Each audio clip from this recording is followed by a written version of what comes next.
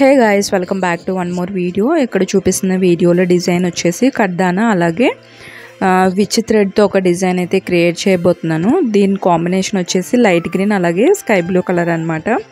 And ఇక్కడైతే నేను marking వేసాను కానీ కొంచెం అది చాలా డల్గా ఉంది. వైట్ కలర్ వేయడం వల్ల ఇంకొంచెం లైట్ ఫ్లాష్ పడేటప్పటికి అది అసలు ఎక్స్పోజ్ అవ్వట్లేదు డిజైన్ అంతా అయిపోయిన తర్వాత ఇఫ్ పాసిబుల్ మీరు ఒకసారి చూసుకొని ఒకవేళ మీరు డిజైన్ వేసుకోవాలనుకుంటే ఇదే డిజైన్ మీరు డ్రా చేసుకొని వేసుకోవచ్చు. అండ్ ఇక్కడ అంతా కూడా నేను కడ్దానాతో అయితే స్టిచ్ చేస్తున్నాను అనమాట. ఈ వర్క్ అంతా కడ్దానా ఇంకా యాంకర్ థ్రెడ్స్ అంటాం కదా, సో ఆ థ్రెడ్స్తోనే వర్క్ అంతా. ఫస్ట్ అయితే కింద వచ్చేసి నేను కడ్దానాతో లోడ్ స్టిచ్ అయితే వేసాను అనమాట. లాంగ్ అండ్ షార్ట్ ప్యాటర్న్లో ఎక్కువ బీడ్స్ పెట్టుకోలేదు, జస్ట్ టూ బీడ్స్ పెట్టుకున్నాను. దీనికైతే అవుట్లైన్ అయితే నేను ఏం ఇవ్వలేదు, ఎందుకంటే కస్టమర్ ఇచ్చిన డిజైన్లో కూడా దానికి అవుట్లైన్ అయితే ఏం లేదనమాట. మీరు కావాలంటే అవుట్లైన్గా ఏదైనా మ్యాచింగ్ సిల్క్ థ్రెడ్ కానీ లేదంటే జరీ థ్రెడ్ కానీ అలా యూజ్ చేసుకొని కూడా వేసుకోవచ్చు. బట్ నాకు కస్టమర్ ఇచ్చిన దాంట్లో లేదనేసి నేను కూడా వేయలేదన్నమాట.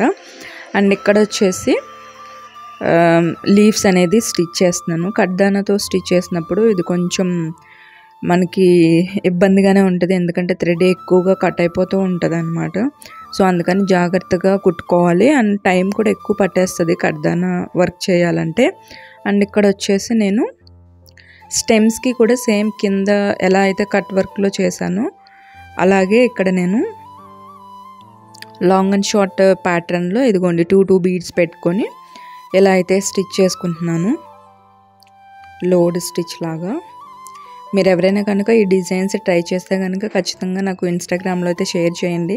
నేను డిస్క్రిప్షన్లో నా ఇన్స్టాగ్రామ్ ఐడి అయితే ఇస్తాను.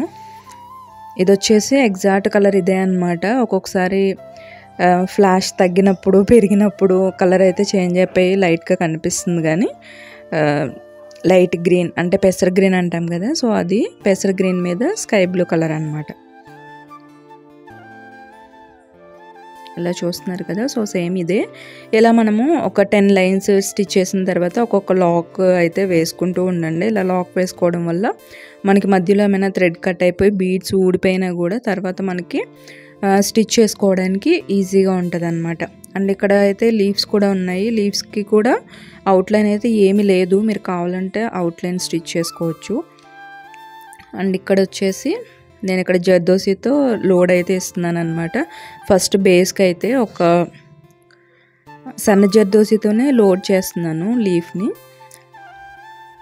ఇదిగోండి ఇలా మిడిల్లో ఒకటి వేసేసుకొని లైన్గా, ఆ తర్వాత ఇదిగోండి ఇలా స్టిచ్ చేసుకుంటే ఏమవుతుందంటే మనకి 3D లాగా ఎంబోజ్ అవుతుంది అనమాట ఆ లీఫ్ వచ్చేసి.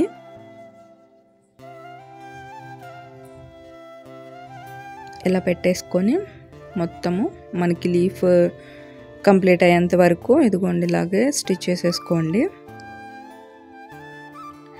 నెక్స్ట్ వచ్చేసి ఫ్లవర్ ఎలా స్టిచ్ చేయాలో చెప్తాను. మనకి మెయిన్ పార్ట్ అంతా కూడా ఈ డిజైన్లో ఎక్కువ ఎలివేట్ అయ్యేది, ఎక్కువ లుక్ వచ్చేదంటే ఈ ఫ్లవర్ వల్లే. నేను యాంకర్ థ్రెడ్ తీసుకున్నాను ఇక్కడ.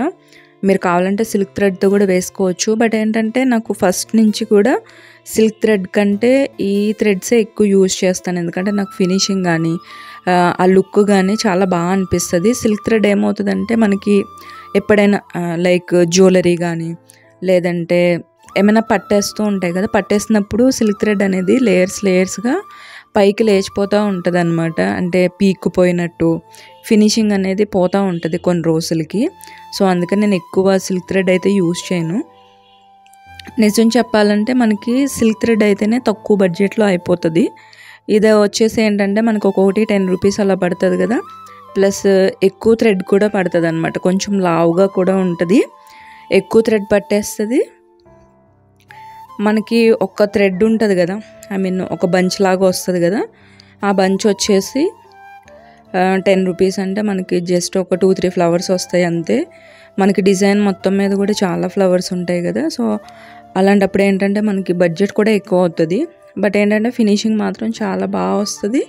అండ్ ఇంకొకటి ఏంటంటే టైం కూడా తొందరగా అయిపోతుందని అనిపిస్తుంది, బికాజ్ నేను ఫస్ట్ నుంచి సిల్క్ థ్రెడ్ యూజ్ చేయలేదు కాబట్టి దాని టైమింగ్ నేను ట్రై చేశాను. కానీ ఒకసారి అదేంటంటే కొంచెం టైం ఎక్కువ పట్టేస్తుంది, ఎందుకంటే ఒక్కొక్కసారి థ్రెడ్స్ జారిపోవడము అలా. మేబీ దానికి కూడా ప్రాక్టీస్ ఉండాలేమో, నాకైతే తెలీదు. ఎక్కువ జారిపోవడము, ఊడిపోవడము. ఒకసారి ఒక డ్రెస్కి అలాగే వేస్తే మొత్తము జుట్టు పట్టేసి, మనం మెల్లో వేసుకునే చైన్స్ పట్టేసి, ఇయర్ రింగ్స్ పట్టేసి, అలా కొంచెం థ్రెడ్ అనేది డిస్టర్బ్ అయిపోయింది అనమాట, ఫ్లవర్స్కి వేసిన సిల్క్ థ్రెడ్. సో అందుకని అప్పటి నుంచి నేనైతే ఈ యాంకర్ థ్రెడ్సే ఎక్కువ యూజ్ చేస్తాను అనమాట. ఇదిగోండి ఇలా 3 లైన్స్ వేసేసుకొని దీనికి ఇలా అయితే నాట్ లాగా వేసేసుకోవాలి. ఫినిషింగ్ అయితే చాలా బాగా వస్తుంది, బిగినర్స్ కూడా చాలా ఈజీగా వేసుకోవచ్చు. సిల్క్ థ్రెడ్ కంటే కూడా మీరు ప్రాక్టీస్ చేసినప్పుడు ఈ థ్రెడ్తోనే ప్రాక్టీస్ చేశారనుకోండి, ఖచ్చితంగా మీకు మంచి ఫినిషింగ్ వస్తుంది. చూసారు కదా, ఇదైతే అయిపోయింది. నేను కింద ఎండ్ నోట్ అనేది వేస్తున్నాను. మన సబ్స్క్రైబర్ ఒకరు అడిగారనమాట, ఎండ్ నోట్ ఎలా వేయాలక్క ఇలాంటి ఫ్లవర్స్ కానీ. దానికి సంబంధించిన వీడియో కుదిరితే ఈ లోపల నేను పెడతాను, లేకపోతే ఈ వీడియో అవుట్ అయిన తర్వాత అయినా పెడతాను ఖచ్చితంగా, ఎందుకంటే అది కూడా నేను వీడియో తీశాను. అండ్ నెక్స్ట్ వచ్చేసి ఇక్కడ చిన్న చిన్న ఫ్లవర్స్ సీక్వెన్స్తో వేసాను అనమాట. దీంట్లో వచ్చేసి ఏంటంటే మనకి 6 లేయర్స్ థ్రెడ్ ఉంటుంది అనమాట. ఈ 6 లేయర్స్ థ్రెడ్ని నేను 3 లేయర్స్ కింద తీసుకొని ఇలా వేస్తున్నాను, ఎందుకంటే మనం కింద వేసిన సీక్వెన్స్ అనేది మనకి మంచిగా కనిపించాలి. ఆ సీక్వెన్స్ అనేది కనిపించకపోతే కనుక మనకి ఫ్లవర్ అనేది లుక్ రాదనమాట. అండ్ కింద పైన ఉన్నది కదా ఫ్లవర్ వేసా కదా, పెద్ద ఫ్లవర్, ఆ పెద్ద ఫ్లవర్ వచ్చేసి ఏంటంటే ముద్దుగా అయిపోయింది కదా. సో అందుకని నేను లేయర్స్ తగ్గించుకొని ఈ సీక్వెన్స్ సైజ్ బట్టి కూడా మనము వేసుకోవచ్చు. ఒకవేళ సీక్వెన్స్ సైజ్ మీరు పెద్దగా తీసుకున్నారనుకోండి, సింగిల్ థ్రెడ్ పెట్టేసుకొని వేసేసుకోవచ్చు. నేను తీసుకున్న సైజు చిన్నది కాబట్టి జస్ట్ ఒక 2 రౌండ్స్కే వేసుకొని సీక్వెన్స్కి ఇదిగోండి ఇలా వేస్తున్నాను.